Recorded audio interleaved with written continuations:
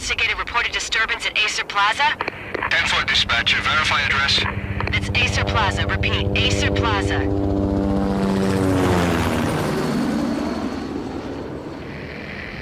Shots fired on the rooftop. An assault in progress at Acer Plaza. Repeat, an assault in progress.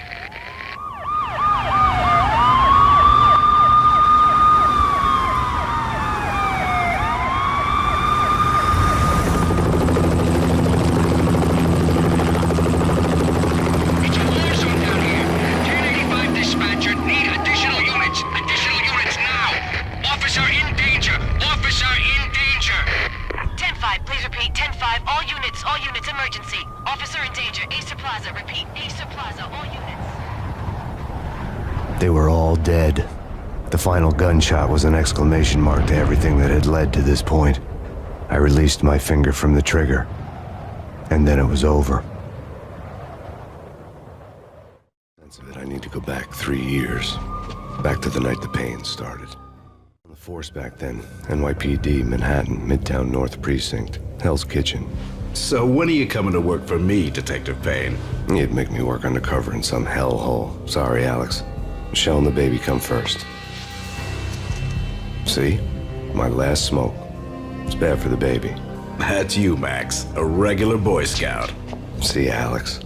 Still on for poker Thursday night, right? Like taking candy from a baby. Life was good. Sun setting on a sweet summer's day. Smell of freshly mowed lawns. The sounds of children playing. A house across the river on the Jersey side. Beautiful wife and a baby girl. The American dream come true. Honey, I'm home. But dreams have a nasty habit of going bad when you're not looking. The sun went down with practiced bravado. Twilight crawled across the sky, laden with foreboding.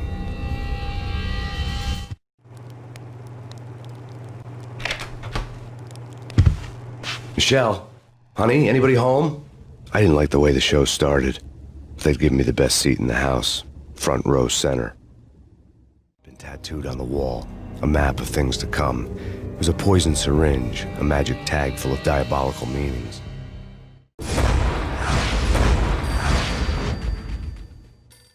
Listen, someone's broken into my house. Call 911. Is this the Payne residence? Yes, someone's broken into my house. They're still here. You have to... Good. I'm afraid I cannot help you. Who is this? Hello?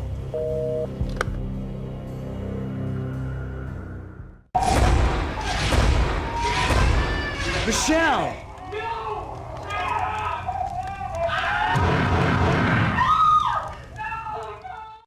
Freeze! NYPD, drop it! No, please.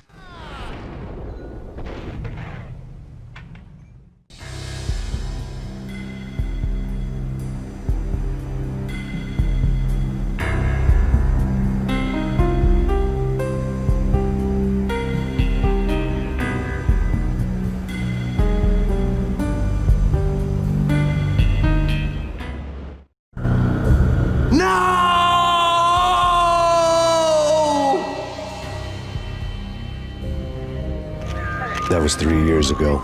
Everything ripped apart in a New York minute. The killer junkies had been high on a previously unknown designer drug, Valkyr, V. After the funeral, I told Alex I'd be transferring to the DEA. It took us 3 long years to get a break in the Valkyr case.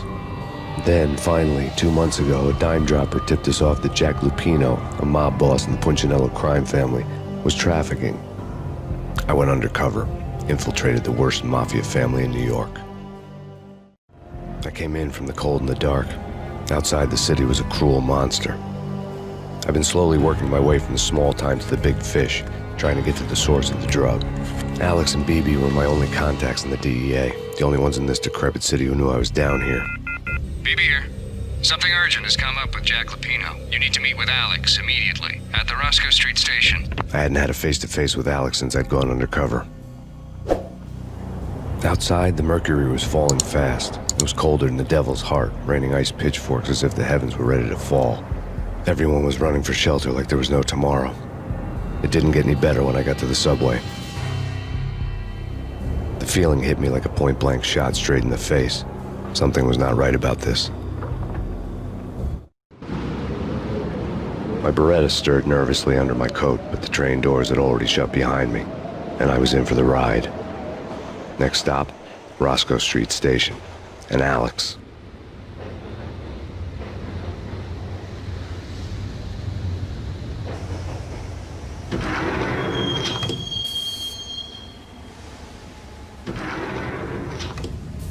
The station was drenched in gloom. Alex was a ghost, nowhere to be seen. I'd have to look for him. Death was in the air at Roscoe Street. I'd have to find Alex fast. Home free. This way. Hold out!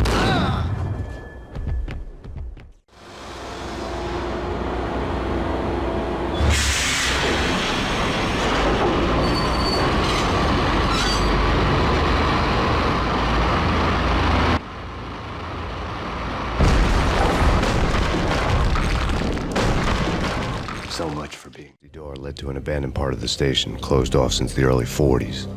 Something big was going down at Roscoe Street. Maybe that's why Alex had wanted to meet me here. Maybe not. One way or the other, I was gonna find out. We come to you now live from the crime scene. Who is this? Right back at you. This is Deputy Chief Jim Bravura from the NYPD. You are to cease your criminal activities and surrender immediately. Sure thing, Jim. Me and the boys have been talking, and everyone's real sorry. They'll never do it again. Who the hell is this? Being placed at the scene of a bank robbery wouldn't have tipped the odds in my favor. The bank robbers have been after Acer Corporation bonds. The Acer success story had recently been on every channel and on the cover of every magazine.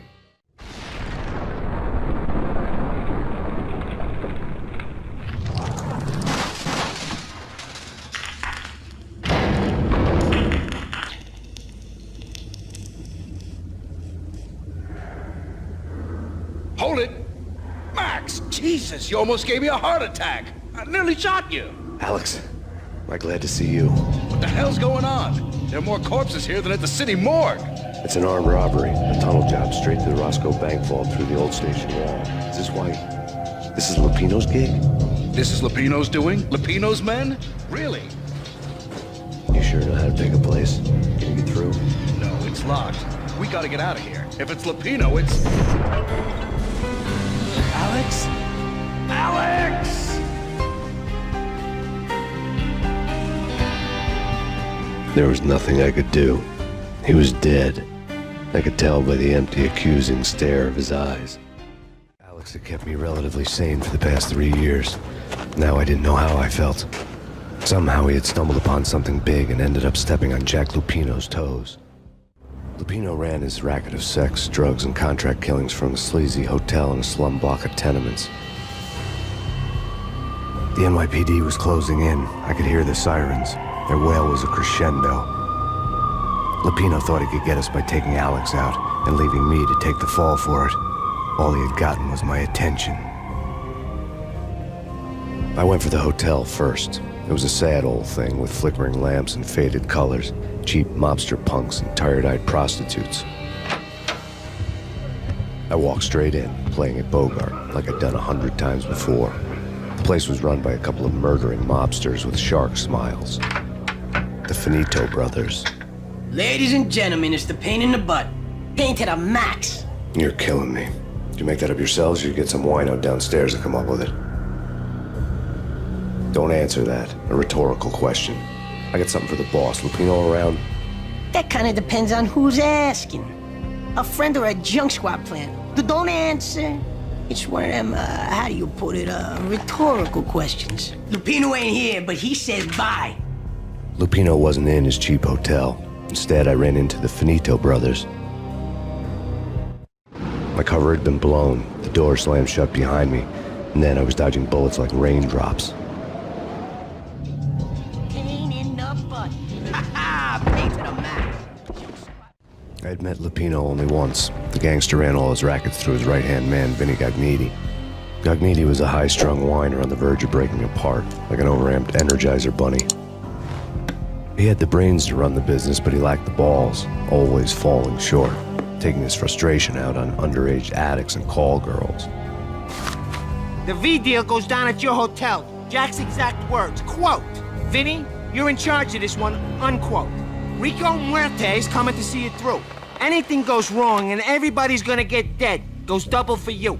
Treat this guy real good. Anything he wants, you give him. Don't screw this up or you're finito, finitos. A V deal meant added security, locked doors, and lots of nervous thugs with itchy trigger fingers. I'd seen nothing coming in, but that didn't mean it hadn't been there. Rico Muerte was a regular Kaiser Soze, a spook story told to keep the apes in line.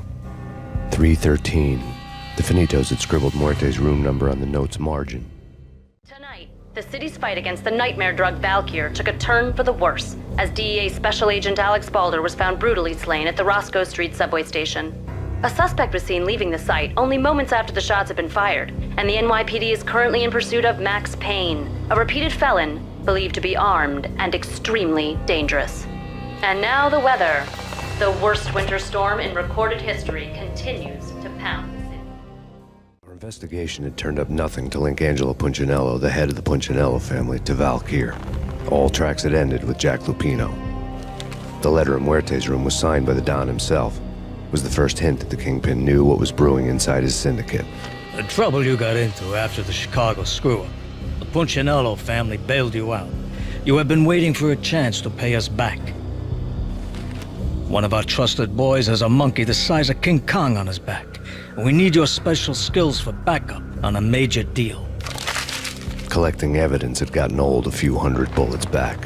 I was already so far past the point of no return, I couldn't even remember what it looked like when I had passed it. The diary belonged to a hooker named Candy Dawn. The read would have made a vice cop blush. Had talks with the mystery hag over the phone again. Sent her the latest One-Eyed Alfred tape. As long as the hag keeps paying for the tapes, the old man could come every day for all I care. She had a nice sideline, making secret X-rated flicks of her clients and selling them to the highest bidder. It would get her killed if her V-fix for the day didn't do it first. The old service elevator rumbled down to the bowels of Jack Lupino's hotel.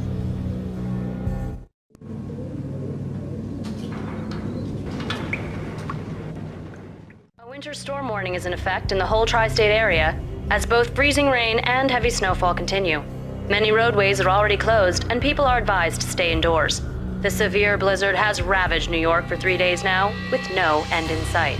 We'd been snowed from the start in the Valkyr case. The forecast said there was plenty more where that had come from. But the snowbound city was on my side. Less chance of innocent bystanders getting caught in the crossfire. A dead man tied to a chair lay on the boiler room floor. Captain Baseball Bat Boy has an unbeatable track record in superhero death matches. But a six-pack of root beer gets me every time. The murder weapon was a baseball bat, now lying in a pool of drying blood next to a newspaper folded open on a Captain Baseball Bat Boy comic strip. Two mad dog killers, ready to murder each other. They step into the next room, and I'm thinking, now they're gonna do it. But no. They sit down in front of a TV and solve their differences with the Kung Fu fighting video game. I tell you, Candy, I was so depressed, I strangled them both with the video game cables. Oh, Rico, you're so bad. I am, ain't I? Rico Muerte, big-time hustler. Who the hell? It's that cop. Muerte went for his gun. There was an old telephone switchboard in the back room of the reception area, the kind that made phone tapping child's play. It wasn't hard to picture a fat pimp sweating with headphones on, listening to his hookers talk dirty and fake orgasms over a web of party lines, the blood veins of New York. Right now, there was a different set of moans and groans going on. Boss, Corneli, there's Max Payne. He came, started capping us. He killed him. Are you freaking kidding me? He's just one lousy cop. You better be freaking kidding me. Whack him. What's the freaking problem? Hello? Answer me. Hello? The word was out. A deadly virus released into the city's corrupt circulatory system. Something wicked this way comes. Max Payne at large.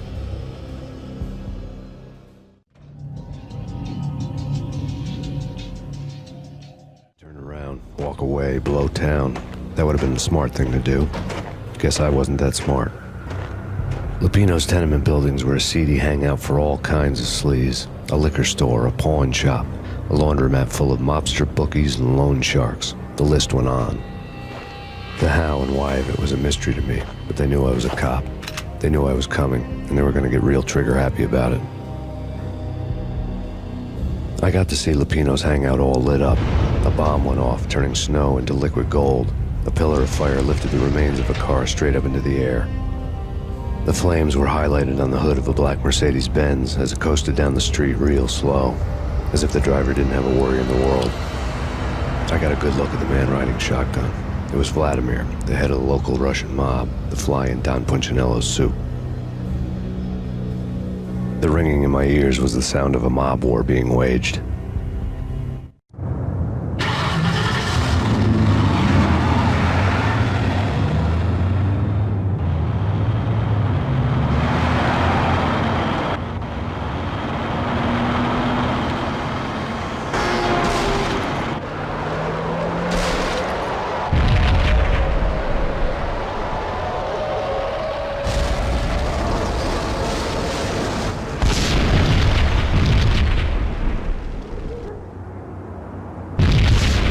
Another bomb exploded inside the closest slum building. It was a lucky break.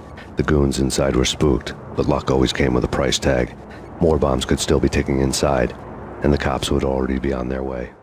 The headlines were screaming bloody murder. The storm was a screaming duet with the approaching prowl car sirens. It was all a scream when you were down for the count and wanted for murder. A beaten-up phone in the entrance hall was ringing. It could have been just a junkie in need of a fix, but it turned out to be something more sinister than that. Am I speaking to Mr. Payne? Who wants to know? My name is Alfred Wooden. You must hurry. The police are on their way. Tell me something I don't know. They know you're there. How? And what's it to you? I will contact you again. The cops arrived, sirens singing in the off-key harmony of a manic-depressive choir. I had a few minutes while the SWAT team would go through their usual routine. By the time they busted in, I needed to be long gone. Max Payne, this is Deputy Chief Jim Bravura from the NYPD. Drop your weapons and come out with your hands above your head. It all made sense. The bombs, the Russian mob boss making an appearance in person. Gagniti was his usual self, all talk and no walk. After our hit, the Russian has only a couple of guns left and they can be bought. There's no freaking way he has the guts to try anything after that. As it turned out, the Russian had plenty of guts. One thing you could count on, you push a man too far and sooner or later he'd start pushing back. The bombs had destroyed all the stairs up to Lupino's office. The alternate route led there by way of adjoining rooftops. New York City is in crisis tonight, with reports of Valkyr-related gang war in the streets of the Bronx. Apparently, Max Payne, wanted for questioning in connection with the slaying of a DEA special agent earlier tonight, is waging a one-man war against his former partners in crime. Among the listed casualties so far are notorious mafia members Joey and Virgilio Finito, as well as Rico Muerte, himself a fugitive from the law, and a suspect for several murders in the Chicago area. The NYPD has been placed on full alert. A citywide APB has been put out on Max Payne. Deputy Chief Jim Bravura has promised to take whatever steps necessary to bring him to justice. What those steps may be remains to be seen. For NYCNN TV News, this is Kira Silver. What are you doing? This is war! Vinny Gagniti, just the man I've been killing to see. Payne? Freaking fed! I knew from day one there was something screwy about you. What do you think you're doing? You're a freaking cop. You ain't got squad on us. You can't just come in here waving your piece like it meant something. Yeah! Oh my God! Oh God, you shot me! Ah! You're dead, Payne! What the hell are you waiting for, you apes? Kill him! Kill him! With pleasure, boss. Gagniti bailed. I made like Chow Yun Fat. The letter was addressed to Don Punchinello, but Vinny had never had the nerve to finish it. Jack's gone voodoo. Just the other night, he shot Dino because he wanted to see what his brains looked like splattered on the wall. He's a freaking mad dog. We're running out of men and business fast. Gagniti had been living in mortal fear of his boss. Jack Lupino was a psycho. Gagniti was running scared. He could run, but with a bullet in his stomach like a broken bottle of Tabasco, he was quickly running out of time.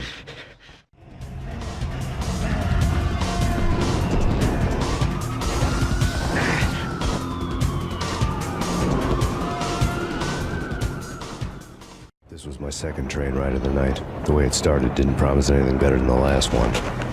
Freezing wind tearing at my face like sandpaper and razors, ice hard and slick under my hands and feet. And somewhere in the background, the wail of sirens, the city howling after me. New York sped by in fast forward. Dark rooftop water towers and a dead forest of antennas and chimneys, all a blur. When the train he was riding slowed down, Gagniti made his move.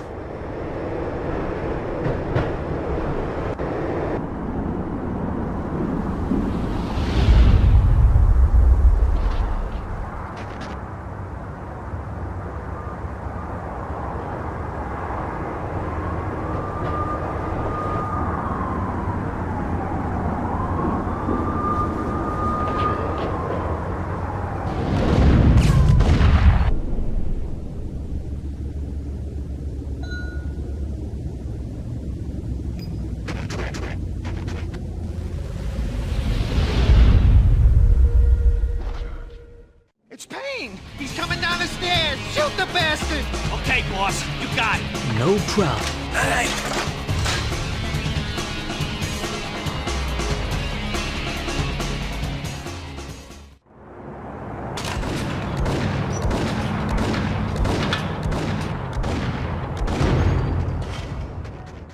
Payne has nowhere left to go. We are very close to capturing him. You'll get a full statement then.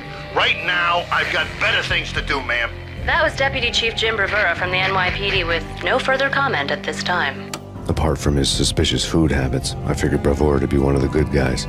Fate had just dropped us on different sides in this. But when it came to capturing me, he was way out of his league. I had already ditched the cops a couple of rooftops back. For now.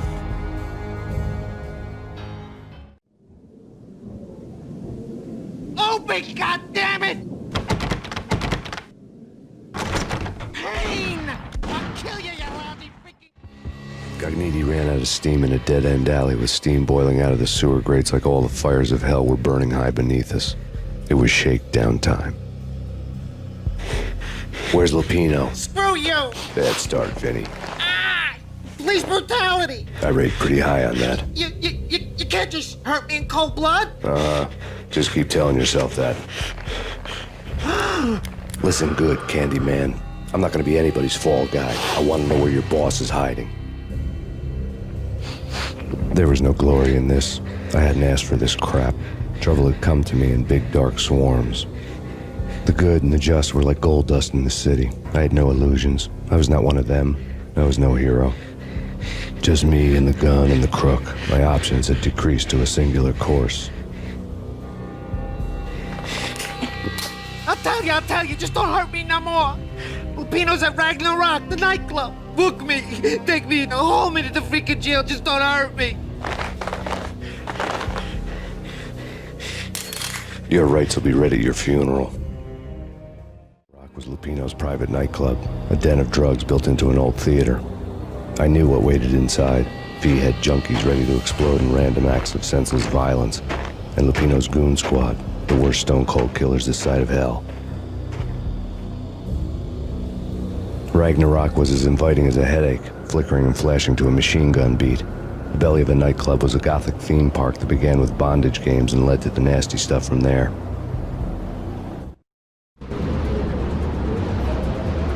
As subtle with its dark message as a cop killer bullet through the heart, like father, like son, just like Jack Lupino. Given the setting, I was surprised to find that somebody had been passing time reading. The paperback was entitled, The Age of Murder and Storm. The blurb on the back mentioned Norse mythos and Ragnarok, the end of a Viking world with a terrible winter that covered the earth in ice, when vile crimes were rampant and all humanity lost. I could see how somebody impressionable might get it into their head that we were at the end of time. I was also beginning to see what the nightclub and its owner were all about. The room was stacked with light reading, such as Necronomicon, Witchcraft, and Paradise Lost. Old exotic titles like Malleus Maleficarum and De Umbrarum Reini Novum Portus. books with pentagrams on their covers, all dealing with the occult and the infernal, lying between stacks of horror videos and a couple of Ouija boards.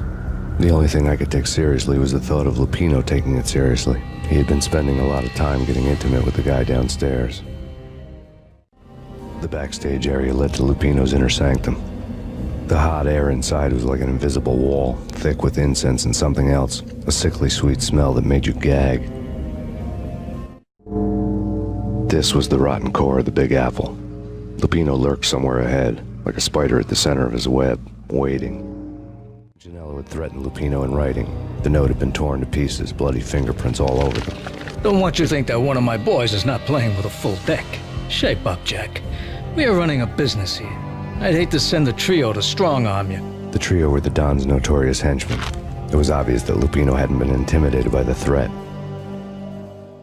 Jack Lupino was crazy, all right. The table was scattered with notes of demented arcane nonsense written in rusty blood, a mishmash list of demons, devils, and dark gods evoked. Beelzebub, Asmodeus, Baphomet, Lucifer, Loki, Cthulhu, Lilith, Hela! Blood given to you all. He was after that old Faustian deal, your soul for power and fortune. Just sign on the dotted line with your blood. Lupino was crazy, all right. Mythic wolves, let loose to devour the sun and the moon. Lupino is the wolf. I'm Mr. Beast, the big bad Fenris wolf. I'm the end of the world man, wearing the flesh of fallen angels. After Y2K, the end of the world had become a cliche. But who was I to talk? A brooding underdog avenger alone against an empire of evil, out to right a grave injustice. Everything was subjective. There were only personal apocalypses. Nothing is a cliche when it's happening to you. I don't need the words! I'm beyond the words!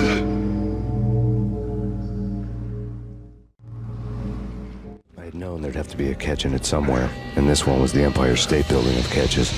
Lupino was pumped up and dying to go 15 rounds with a mutant alligator. And then he started this spooky monkey talk, straight from a bad dream. Mine. I have tasted the flesh of fallen angels. I've tasted the devil's green blood. It runs in my veins. I've seen beyond a world of skin, the architecture of blood and bow and arrow. Death is coming! She is coming, and hell follows with her. This is the twilight winter. I am ready to be her son. Her time is now, and all who stand in her way must die!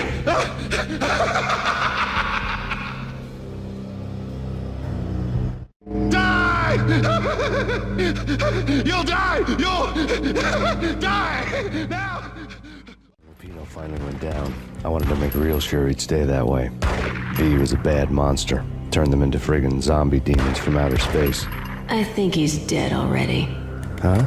And that's when it happened. But dead or not, you've got the wrong guy. In stepped this knockout femme fatale, holding a gun to my face. I returned the favor.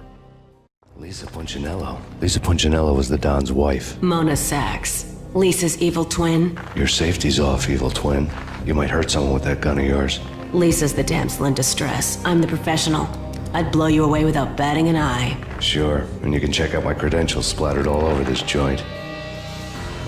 Jack couldn't have framed you, not the state he was in. We're after the same slime bag. Angelo Punchinello's the one who murdered your friend and framed you with it. You know this for a fact. I've got my sources. I don't have a clue these days. I just shoot them as they come. Who put a contract on the Archfiend? This one's mine. I hate the guts of that sadistic wife-beater. Why not pool our bullets for this one? I thought you'd never ask. My finger was starting to twitch. How do you like your whiskey? I'm easy, as long as you don't try to slip me a Mickey. You're a real angel, Max. It was good stuff. Tasted sweet as honey going down. Nothing personal.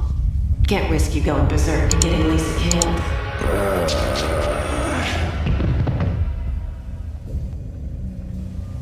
The nightmare was always the same.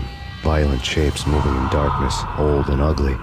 The killer's mad laughter was a riddle filled with wicked innuendo.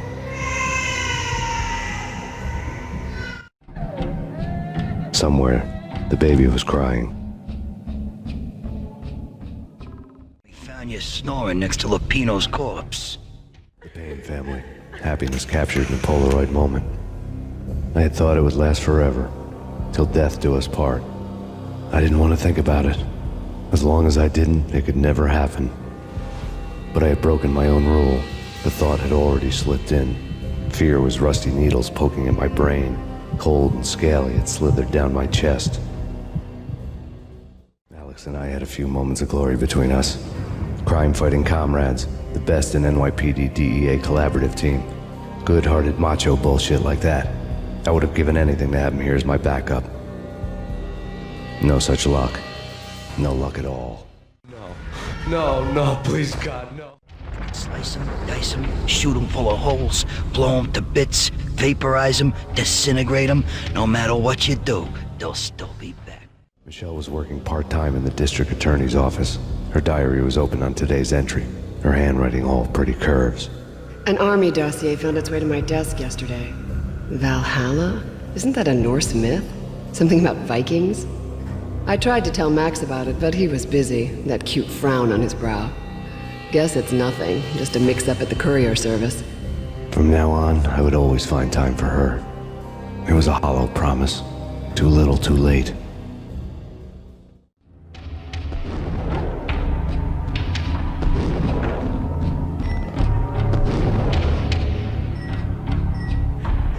Murderer! You killed her! Nothing like that ever happens in the real world. I woke up in a bad dream. My head felt 2 sizes too small for my brain. Max Payne. I envy your name. And the killer was smiling. Pleased to meet you. I'm Frankie the Bat Niagara. Niagara, as in you cry a lot? He had a baseball bat and I was tied to a chair. Pissing him off was the smart thing to do.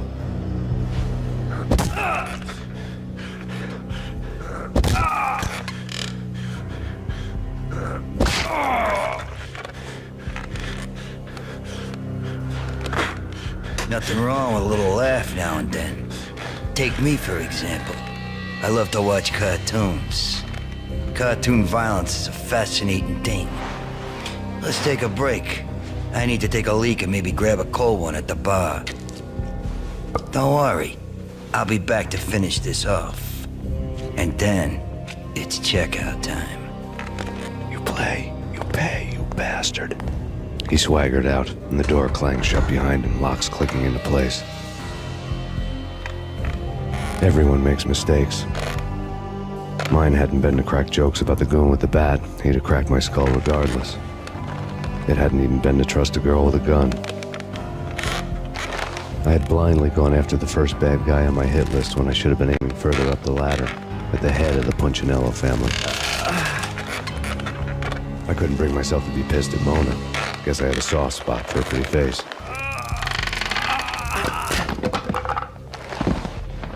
But when somebody decides to play baseball with your head, you tend to get sore. They had dragged me back to the basement of Lupino's hotel. I was beaten, bruised, and blue. I felt like the chair I had broken to get free.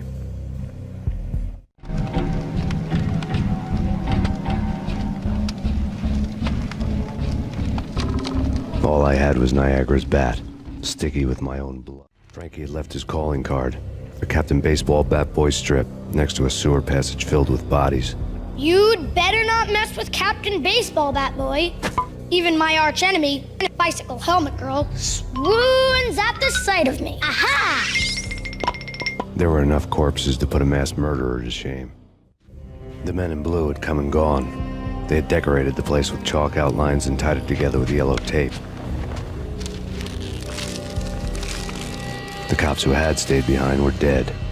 Frankie, his boys, and I had the place all for ourselves. Just forget about it. Hey, just forget about it. That crazy witch, you should have heard her. She was a real scream when the boys caught her trying to cap the Don. Oh, that's friggin' bad. To the trio? worse. That's even worse than what Frankie's doing to that poor bastard downstairs. She's gonna take a long time to die. The mobster muscle on the phone was talking about Mona. Punchinello's trio were nothing but bad news. The fact remains that all the victims so far identified in the Ragnarok shooting have been known criminals, many of whom had large doses of V in their blood. Reliable sources say that Max Payne was also among those killed, although no body has been recovered at this time. Reliable sources. That meant somebody thought the Mafia had me, didn't want the cops snooping around anymore. The body would be delivered to them barely recognizable. Case closed. Don Punchinello had the power to be that reliable source, which was no news. But his news was old news.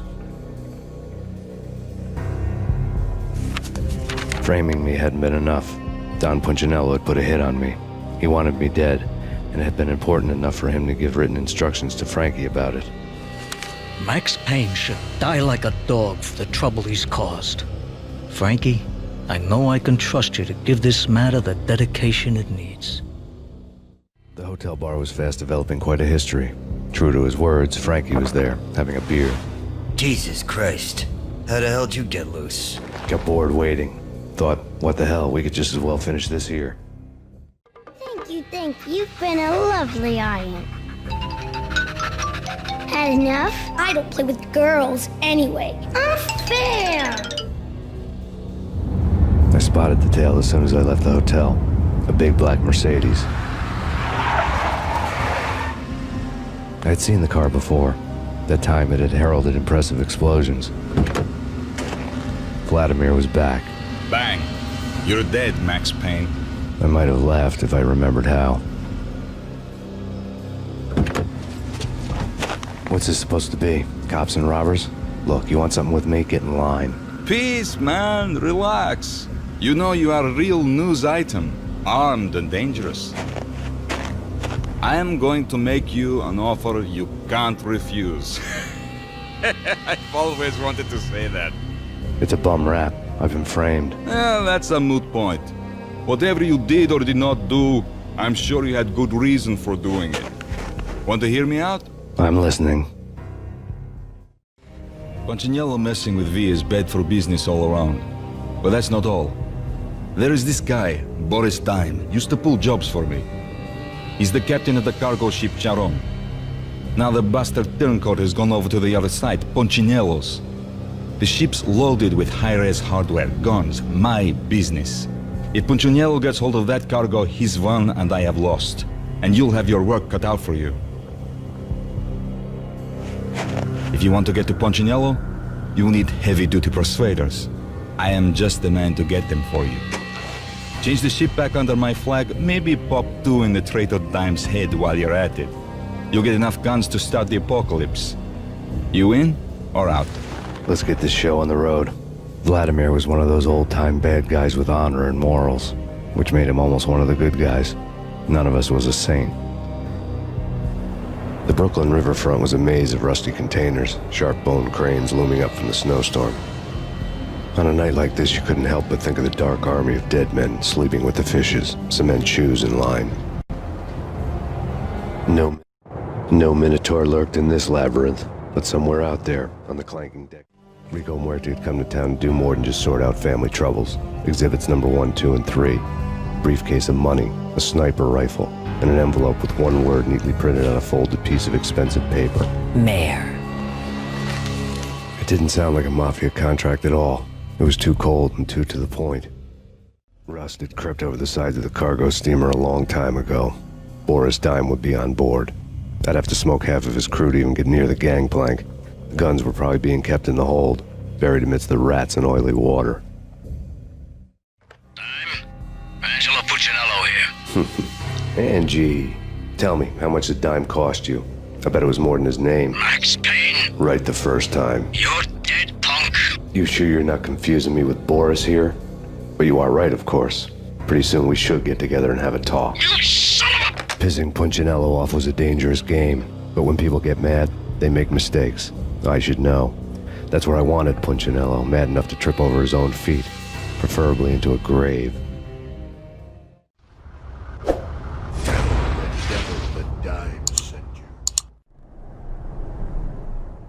Did Did you get everything you need? Check.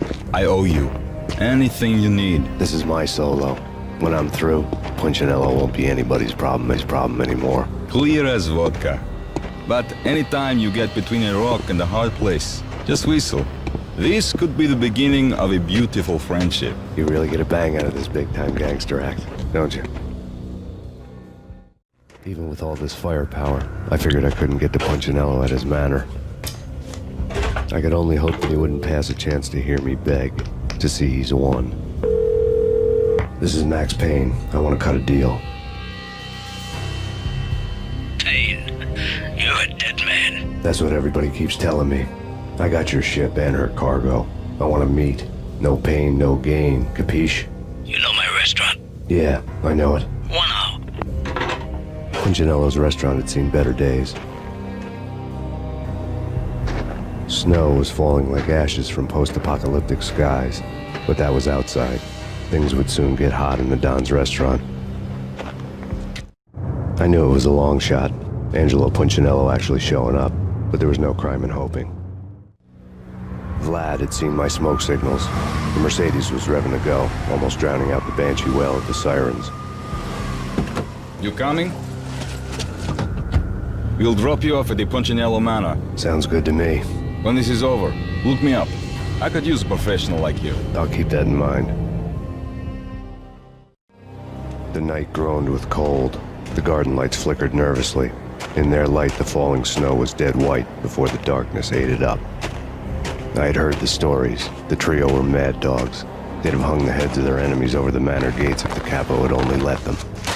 Punchinello wanted pain. He'd see the pain.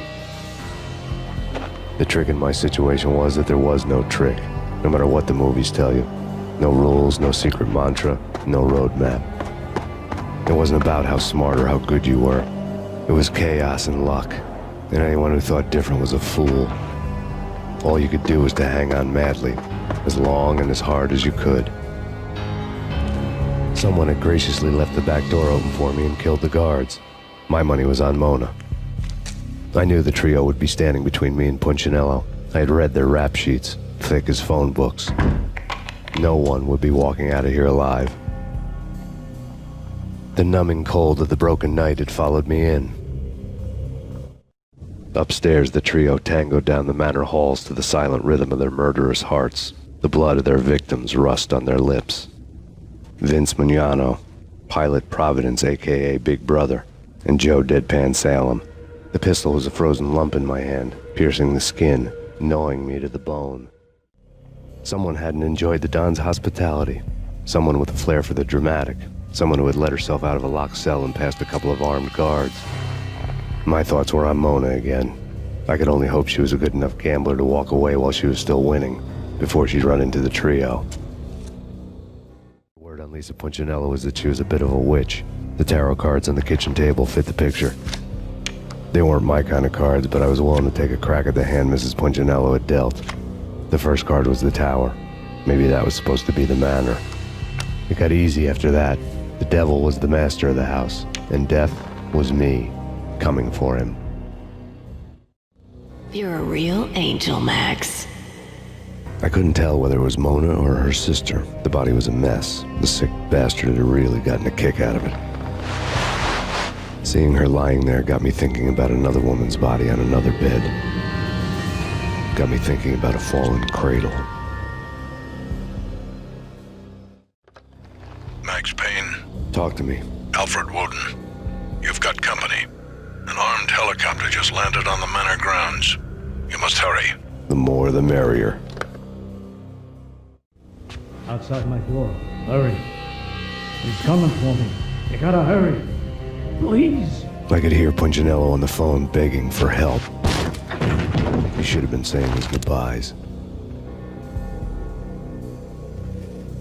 Punchinello was a pushover. The moment I stepped into the room, he folded like a deuce before a royal flush. No, wait. I was just doing what I was told. I couldn't refuse. She's someone high up. Government, maybe. I don't know. He was trying to buy more sand for his hourglass. I wasn't selling any.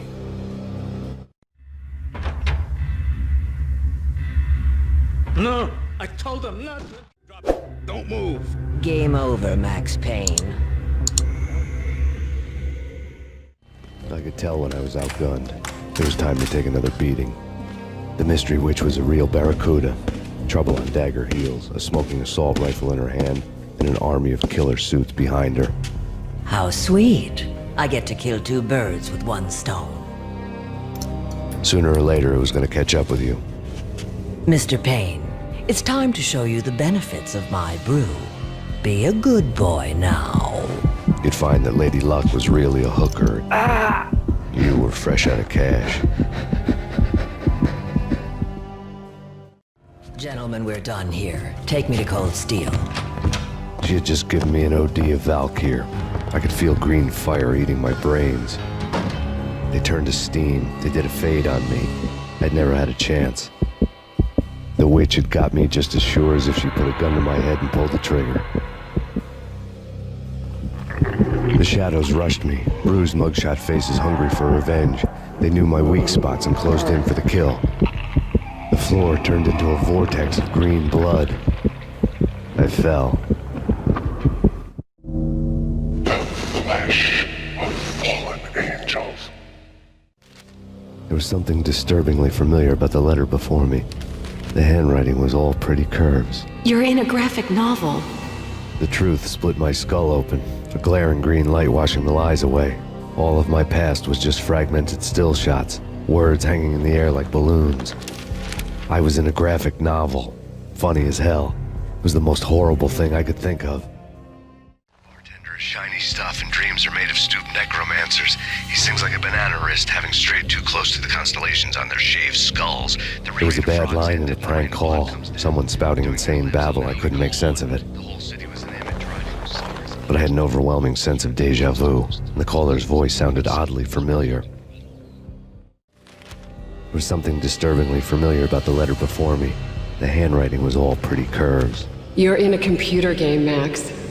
The truth was a burning green crack through my brain, weapon statistics hanging in the air, glimpsed out of the corner of my eye, endless repetition of the act of shooting, time slowing down to show off my moves, the paranoid feel of someone controlling my every step.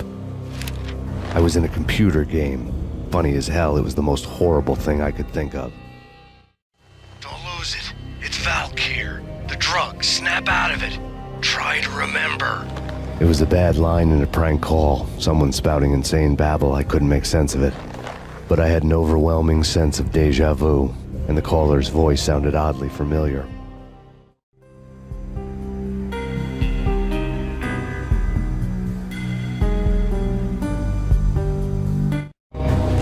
Max, something happened at the office today.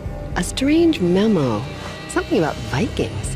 Honey, I gotta run. You can tell me all about it this evening. Have a nice day, darling. The bullet holes were rubies on her chest, blood glowing on her ivory skin. She was so beautiful. The killer was smiling. The flesh of fallen angels. Slowly, the green nightmare faded, leaving dark stains on my soul that would never come off. I felt like flatlining. I was all shook up. I woke up in a cold sweat, sick and tired to the bone, lying in a puddle of my own puke. The hag had said take me to Cold Steel before it had all gone crazy. It was a clue, the only one I had. It took me forever to crawl back to my feet and hit the road, but when I did, I drove straight to Cold Steel Foundry outside the city.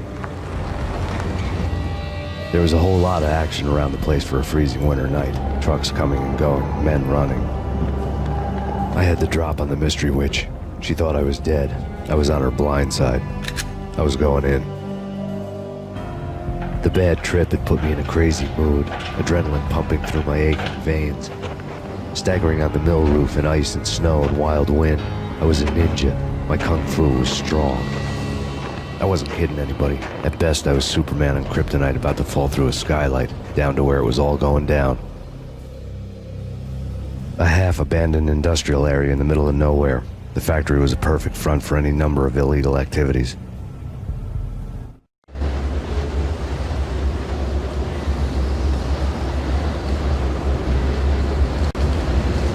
In the belly of the plant, molten metal boiled and bubbled like a witch's brew.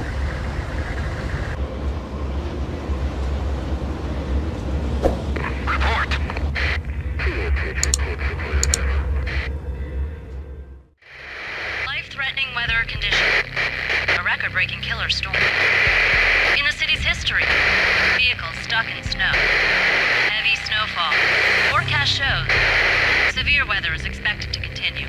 Out in the night, snow fell like confetti over the Devil's Parade. The storm was anything but over. Perimeter breached. The facility has been compromised. Repeat, the Deep Six has been compromised. Initiate Operation Deadeyes. The walkie-talkie military lingo could mean only one thing.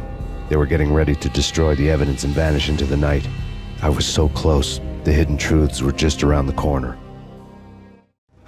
The mercenaries were running a tight operation, paperwork and all.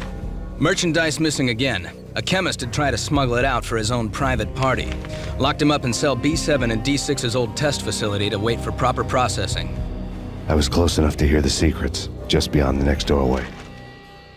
Processing diagrams filled the control room screens, all but one. An elevator titled D6 on one of the screens, somewhere onwards, past rows of ovens, in the core of the plant.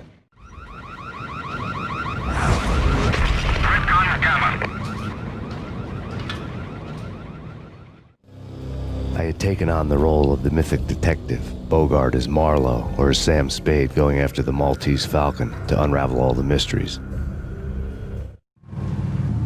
Following a path of clues to that final revelation, even if it would take me down to the cold, cavernous depths of a grave.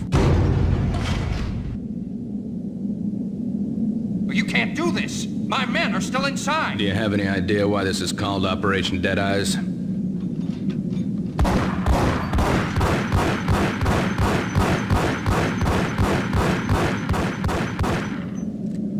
I think he's dead already. Let's do it.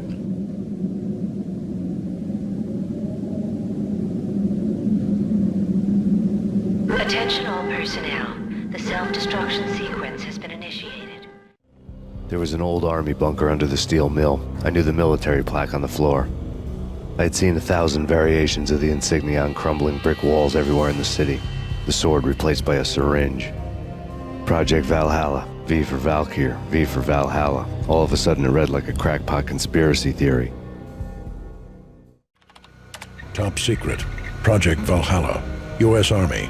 Yggdrasil Network.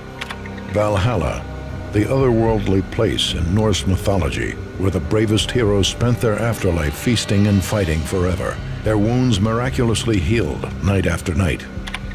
Valkyr, the maidens who chose the most courageous Viking warriors and carried them to Valhalla. 1991. The research objective is to create a chemical substance to enhance the stamina and morale of infantry troops. 1995. Results unsatisfactory. Project canceled. Someone had decided to continue the sick experiment unauthorized. Project compromised. Data leak. Fix the damage by any means necessary. Security clearance red. Authorized by the project lead. Field test. Double the dosage for all the remaining test subjects. Observe and record the subject's behavior in an urban setting. The drop-off point was my old address in New Jersey. The file dated 3 years ago. Just when you thought you had reached the deepest depths of horror, it suddenly got worse. How to turn off that small voice inside your head that started to whisper that you should be glad that now, if not before, your revenge was justifiable on any conceivable moral scale. That small voice proved, beyond any doubt, that I was damned.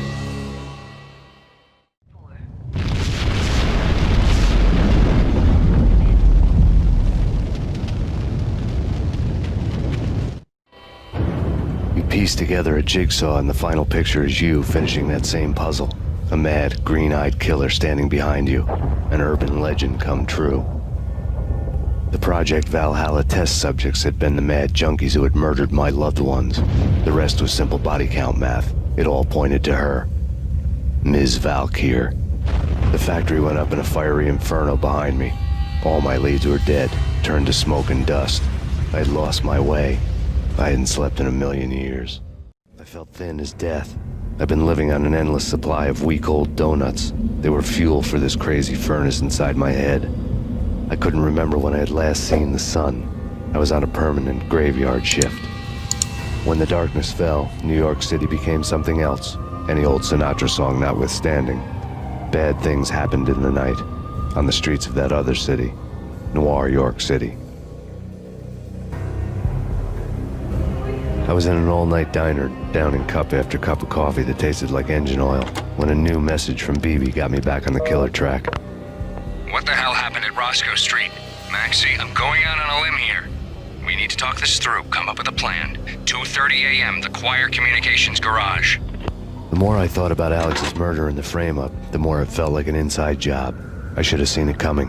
BB had sold me out, and now he wanted to finish what he'd started. The garage was dead. BB showed up in his tailor-made suit, gold watch, and cufflinks to match, all way beyond a cop's pay.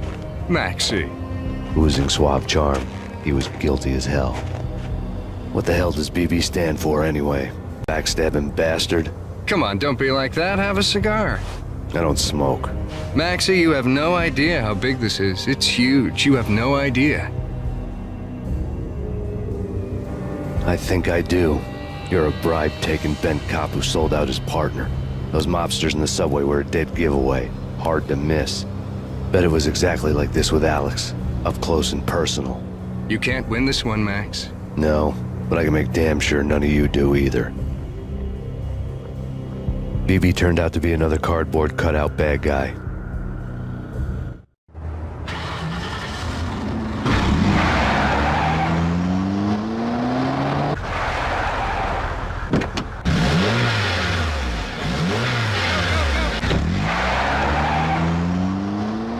A bad cop on the take, a cowardly right-hand man fleeing from the scene. Reports of a fire at the Punchinello Manor in Westchester. The manor is the home of Angelo Punchinello, the alleged head of the Punchinello crime family. The police are now saying, contrary to their earlier statements, that Max Payne is still alive and at large. He continues his vendetta against the Mafia, of which this last act of arson is attributed to. I had no recollection of setting any fires, but I did remember the flames. Yeah. Max Payne? Whatever does it for you. This is Alfred Woden. I can give you the name of your enemy. Come to the Asgard building presently. We are expecting you. Woden was waiting for me on the steps of the old building. Mr. Payne, let's go inside. The others are anxious to begin. The others? Despite the general misconception, this building actually predates the City Hall by 2 years, thus being the oldest municipal building still in use here at the foot of the Brooklyn Bridge. No kidding. The old man played tour guide as he led me through a dark domed hall. The answers I was after loomed large ahead. Mr. Payne, I would like to introduce you to my colleagues in what we call the Inner Circle. You've been watching too much X-Files. You have seen the files on Project Valhalla. We can fill the gaps, provide you with the information missing from those files. We were all involved in the early stages of the project during the Gulf War. What's the catch? We would very much like to blow this thing wide open, but our hands are tied. Her name is Nicole Horn. She was the key figure in Project Valhalla. When the funding was discontinued, she simply refused to quit. She knew exactly what she had in her hands. Nicole Horn is the president of Acer Corporation. She has more than half the city in her pocket. This must be kept under wraps.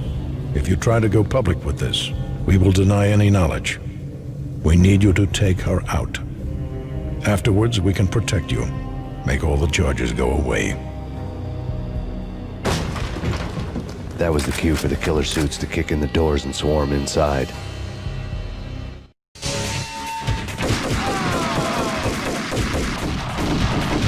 It was an impressive floor show, but I decided to leave early anyway. It was only a one-story fall. Lucky me. On screen, the so-called corpse of Alfred Woden stood up, miraculously waking from his dirt nap, looking smug among his dead pals. In the land of the blind, the one-eyed man is king. I didn't know how he'd pulled it off, but it was a pretty slick way to get out of all his promises. Most of what he had said fit too well to be a load of crap. And what is your answer to those saying that he is actually providing a service long overdue to the city? This crusade nonsense has gone too far. He's out of control. It must stop. He will be stopped. That was Deputy Chief Jim Rivera from the New York City Police Department. Nicole Horn had blackmailed the Inner Circle into silence. The tape came with a curt extortion note on a piece of expensive paper. I remembered Candy Dawn taping her clients in action on the side, selling the tapes to the highest bidder. I was sure that kinky sex was nowhere near Alfred Woden's worst sin. but I had a feeling that when this was over, any collateral would come in handy. Woden had taken care of my mission preps with military precision. The critical areas in the Acer Corporation headquarters blueprints were circled in red. The president's office was at the top of the building, right below her penthouse suite. The elevators were controlled by a security computer, part of the mainframe located underground below the building. The high-rise was sealed as tight as a sci-fi fortress. Nothing seems to stop Acer Corporation's phenomenal victory march. Incredibly, the stocks are still rocketing. Worried experts already see a danger in the company's success. Some have gone as far as to say that Acer Corporation is about to become an even bigger monopoly than Microsoft ever was. Mine wasn't the most original approach to the problem. It wasn't as if it hadn't all been done before. An eye for an eye, the first principle of revenge. Old as dirt, still going strong. The cardinal rule in going after someone with an intention to kill was not to make it personal, which it almost always ended up being anyway. It did with me. I took my time, cruising around the city in the snow. There was no hurry. I knew what I had to do now. I took my time, thinking about it, building up the rage. When I was ready, I parked the stolen wheels at the front entrance of the Acer Corporation headquarters. Got out, got in, got cracking. I had a bullet with Nicole Horn's name on it. I had 10,000 bullets with the Hag's name on them. She had ultra-high-tech security systems, enough mercenaries and weaponry to start World War III. There was no fear. New York disappeared behind a veil of snow. I had crossed the threshold. This was her domain, sleek and sexy and soulless, all glass and steel. A place of color-coded security key cards, metal detectors, and surveillance systems.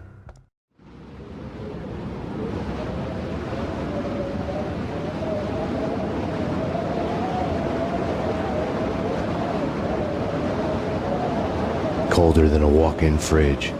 Cold as a gun.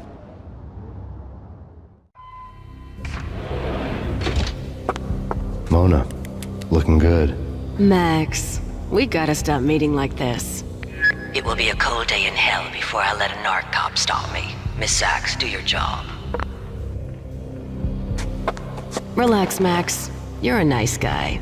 I don't kill nice guys. You're not bad yourself. It was different when Horn wanted Punchinello dead. To cut her ties to the Mafia. He deserved to die. The same goes with her. She's the bad guy here. Her sister was whispering to her in my favor. I knew the appetites of ghosts intimately. They hungered for revenge.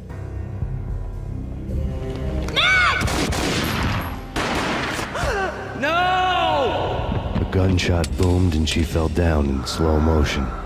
She was a nice girl, not really a stone-cold killer. And now she was stone-cold dead. Like religious fanatics or loyal samurai, Horn's private army was coming at me. When the elevator came back down, Mona was gone. There was a lot of blood, but no body. Something clicked for the final time. My mind had never been so clear, as if somewhere high above the storm clouds were already gone, cold stars blazing from the black skies. Next to the printer was a neat stack of expensive paper.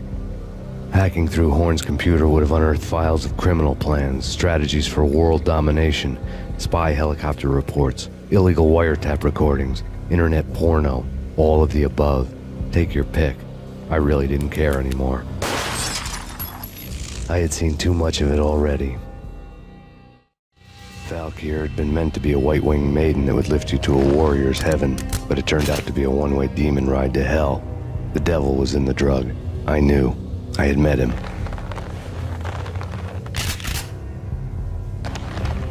And now I was gonna kill her. The queen of the underworld who had tried to lift herself a bit closer to heaven with her drug money. No begging, no bribes. She knew better. Honor among killers. We who were about to die. Both of us knew how this would end. In pain and suffering. All this because your wife stuck her nose into things that were none of her business. The cops were coming to take me away. The sirens were like a bad conscience I couldn't shake. It's ridiculous you've made it this far. You won't be alive when they get here. Stop him!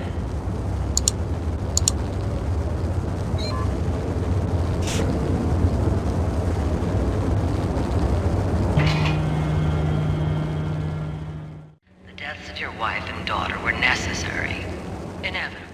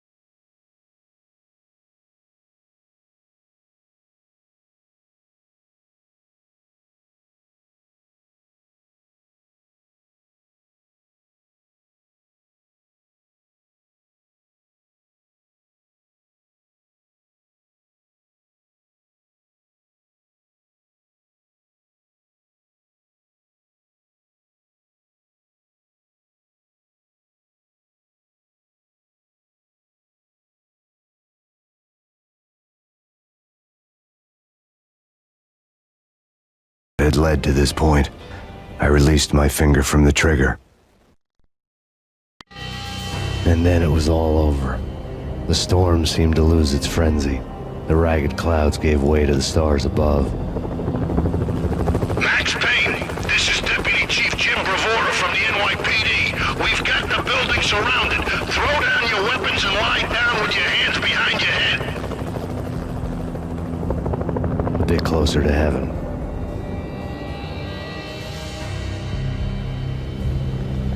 The cops' voices were distant and muted. Freeze! NYPD! Hold it right there! My ghosts released me from their haunting. Down below, New York City glittered like diamonds on black velvet. You gave us one hell of a ride. Take him down to Central Booking. You heard the man. Woden was there in the crowd, standing by the sidelines. It wouldn't be over till the man with the patch would say so. He'd say the right words. I knew he would. He'd better. Woden grinned smugly. It was the grin of a winner. That made two of us.